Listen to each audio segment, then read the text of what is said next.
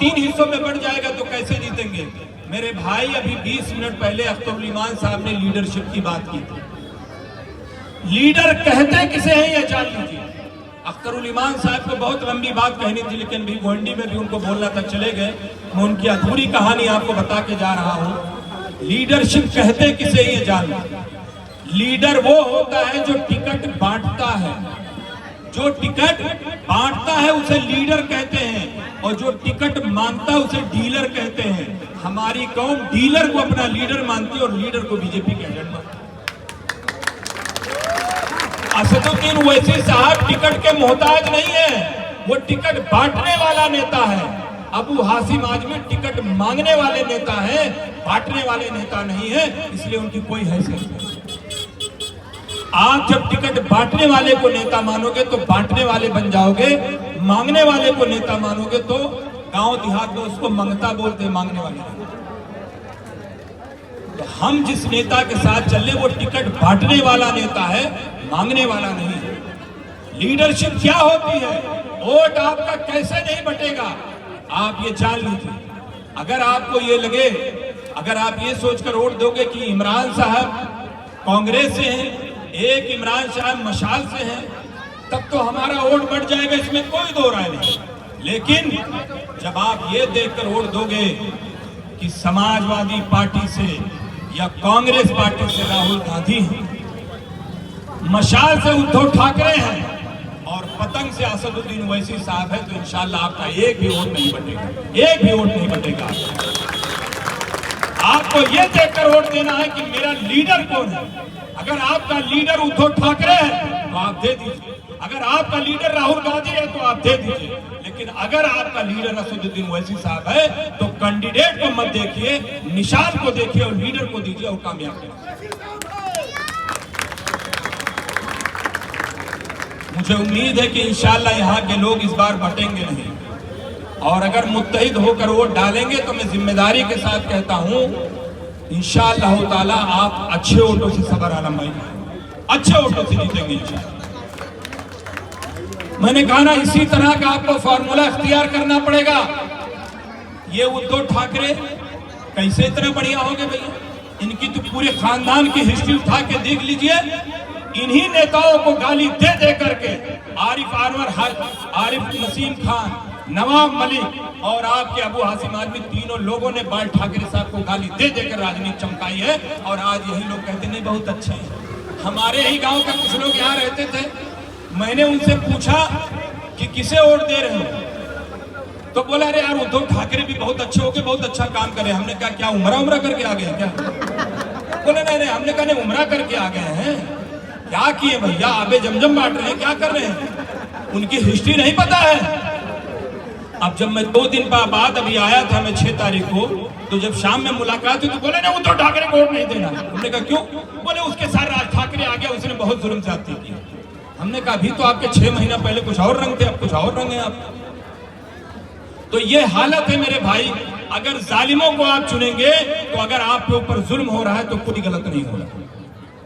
जालिम का साथ मत दीजिए, अल्लाह के भी घर से मना है। सिर्फ सियासत में नहीं, अल्लाह के भी घर से मना कि अगर जालिम का साथ दे रहे हो तो आप भी जालिम हो।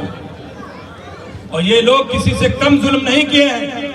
आप इनकी पुरानी हिस्ट्री खंगाल के देख लीजिए। दिन भर फेसबुक ट्विटर चलाते हैं आप लोग, एक मरतबा गूगल करके देख लीजिए। इनकी पूरी मैनिफेस्टो पढ़ लीजिए। मशाल जिसका चुनाव चिन्ह है, जिनके पास कुछ बचा ही नहीं, बैठी हुई पार्टी, जिनके पास कुछ रहा ही नहीं, अपना निशान नहीं रहा, अपना झंडा नहीं रहा, अपना डंडा नहीं रहा, सब कुछ किसी दूसरे ने छीन लिया, वो आए हैं आज हमसे चुनाव लड़ने के लिए। आप पता करिए इनकी हिस्ट्री, गूगल करिए और चेक करिए, इनके मैनिफेस्टो पढ़िए, इनके पार्टी का जिस चीज का रजिस्ट्रेशन है उस पर पढ़िए कि मैं हिंदुत्व के लिए काम करूंगा, हिंदुत्व ही हमारा सब कुछ है।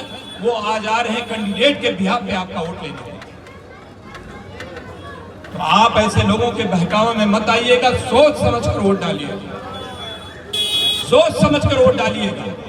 हम कोई आपके घरों को महलों में तब्दील नहीं कर देंगे, हम आपके घरों में कोई चांदी और सोने नहीं ला के दे देंगे। इतना वादा है कि सबर आलम भाई अगर जीतेंगे तो इंशाल्लाह हम आपके दुख सुख में शरीक होंगे। हम आपके घर पे जो हो सकेगा हम आपका काम करेंगे। मुझसे भी मेरे भाई ने बताया 1 रुपए का काम नहीं यहाँ के कॉर्पोरेटर ने किया, 1 रुपए का काम नहीं किया। और उसके बाद क्या कहते हैं, सिर्फ ये समीकरण मिटाने का, ऐसा हो जाएगा वैसा हो जाएगा, इतना डर आपके अंदर दिखा देंगे कि बस बीजेपी जीत जाएगी, हमें वोट देंगे। बीजेपी का इतना खौफ पैदा कर देते हैं कि चुनाव के टाइम मुसलमानों के अंदर इतना डर पैदा करते हैं कि बीजेपी नहीं हो गई, इसे लगता है जैसे कनवा दज्जाल हो गया। ऐसा आपके सामने फॉर्मूला सेट करते हैं और मेरी भोली भाली कौन समझ जाती, बस बीजेपी को हराना है। इससे पहले 2022 के चुनाव में जब हम उत्तर प्रदेश में प्रचार कर रहे थे तो हर कोई कहता था नहीं ओवैसी साहब बहुत बढ़िया लीडर है, बहुत अच्छा नेता है, बहुत अच्छी बात करता है। लेकिन भाई आखिरी बार है, जिंदगी और मौत का सवाल है, बस एक बार भैया को वोट देने दो। हम उनसे बार बार पूछ रहे थे क्या भैया आ रहे हैं, तो कोई कह रहा था 300 ला रहे, कोई 350 ला रहे हैं।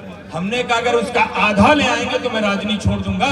तो मुझसे मेरे ही कई लोग नाराज हो गए और जब चुनाव के टाइम गिनती हो रही तो मैं उन लोगों को फोन लगा रहा था तो मेरा फोन काट दे रहे थे। मैं उनसे पूछ रहा था भैया कहां तक पहुंचे बता दो। पता चला भैया पूरी तरीके से। तो ये लोग सरकार नहीं बनाने वाले, ये लोग क्यों आपको डर दिखा कर वोट लेते हैं मैं बता दूं। असली हकीकत ये है कि 2014 से इनके पास अपना बेस वोट नहीं बचा। मुसलमानों को बीजेपी का डर दिखा के आपका वोट लेना चाहते हैं। अगर मुसलमान किसी दिन जागरूक हो गया तो मेरी जो जमानत बचती, जो कुछ सीटें मैं जीतता हूं वो भी मेरी हाथ से निकल जाएगी, इसलिए आपका वोट लेते हैं। तो बराए मेहरबानी ताकत को समझिए, अपनी लीडरशिप खड़ी करिए। ये अच्छा मौका है कि यहाँ से एक छोटे चुनाव से जब आप अपनी लीडरशिप खड़ी करेंगे तो इंशाल्लाह आप विधानसभा भी जीतेंगे और लोकसभा भी जीतेंगे। आपका लीडर होना इतना जरूरी है जैसे मछली के लिए पानी होना जरूरी है। बिना लीडरशिप के आप अधूरे हैं। जिसके पास अपना नेता है आज उसकी बात होती है। मैं अक्सर मंचों से एक नारा देता हूं कि जिसका अपना दल नहीं उसके मसले का हल नहीं, और जिसका अपना नेता नहीं उसका कुछ होता नहीं। जिसके पास अपना नेता जो आज उसकी बात करता है। किसी यादव को छू लीजिए, अखिलेश यादव पहुंच जाएंगे। किसी ठाकुर को छू के दिखाइए, योगी जी पहुंच जाएंगे। किसी राजभर को छू के दिखाइए, ओम प्रकाश राजभर पहुंच जाएंगे। किसी मल्लाह को कुछ कहकर देख लीजिए, डॉक्टर संजय निषाद पहुंच जाएंगे। लेकिन जब मुसलमानों को मारा जाता तो क्यों नहीं कोई बोलता? इसलिए नहीं बोलता क्योंकि तुम्हारे पास कोई लीडर नहीं, तुम्हारे पास आपका अगवा नहीं है, तुम्हारी कोई बात करने वाला नहीं। और बहुत सारे लोगों को इस बात की भी शिकायत रहती है, अकेले क्या कर लोगे, इतने परसेंट हो क्या कर लोगे।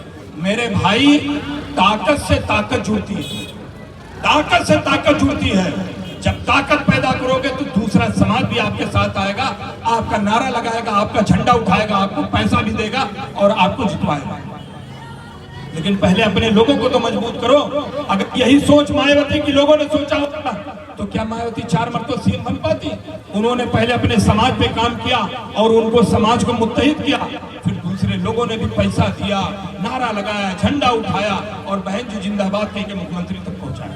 हर कोई आपकी बात करेगा, शर्त यह है कि पहले अपना एक लीडर चुनो। और लीडर इतना अच्छा है मेरे भाई, इतना अच्छा लीडर है आपके बीच में कि सर पे टोपी है, चेहरे पे दाढ़ी है, बेबाकी से आपकी आवाज उठाता है, किसी से डरता नहीं, किसी से दबता नहीं, के पीछे नमाज भी पढ़ सकता है, आपको नमाज भी पढ़ा सकता है और जरूरत पड़ने पे आपको कांधा भी दे सकता है। और कैसा लीडर चाहिए? मुलायम सिंह चाहे पूरी जिंदगी भर, अखिलेश यादव, मायावती, शरद पवार पूरी जिंदगी भर आपके लिए दुआ मांगे तो कबूल नहीं होने वाली। लेकिन एक बार अगर हम कोई मोमिन ईमान वाला अगर दुआ मांगे तो अल्लाह उसको जरूर देगा। और उसके बाद हम क्या कहते हैं? नहीं, हिकमत से काम लेना। कौन सी हिकमत बताओ? ये हिकमत की मेरी नस्लें तबाह हो गई। जब बीजेपी 1982 में 2 सीटें थी तभी हमारी कौम ने कसम खाया कि बीजेपी को हराना है, और इन्हीं के कर्म से, इन्हीं के मेहनत का नतीजा कि आज बीजेपी 303 सीट पहुंच गई।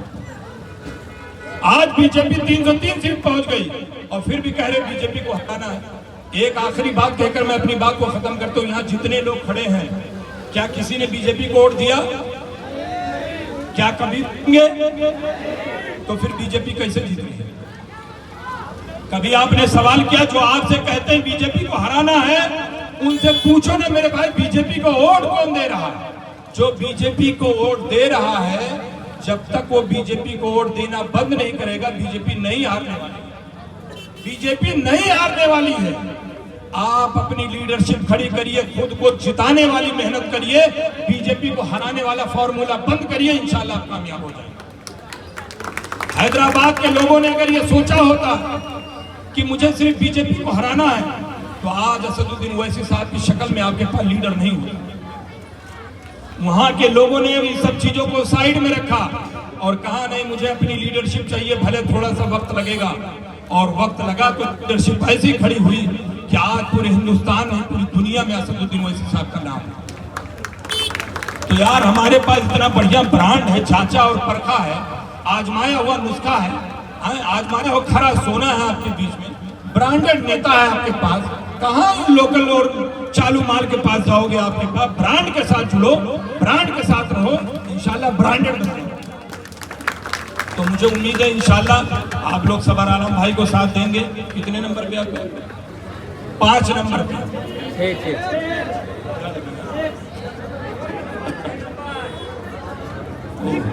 सबर आलम भाई का 6 नंबर है और अब्दुल रहमान भाई का 5 नंबर। दोनों कैंडिडेट को इंशाल्लाह आप लोग कामयाब करेंगे और अगर आप कामयाब करेंगे तो यहां से कामयाब असदुद्दीन ओवैसी साहब और हम तमाम लोग उनके नुमाइंदे हैं।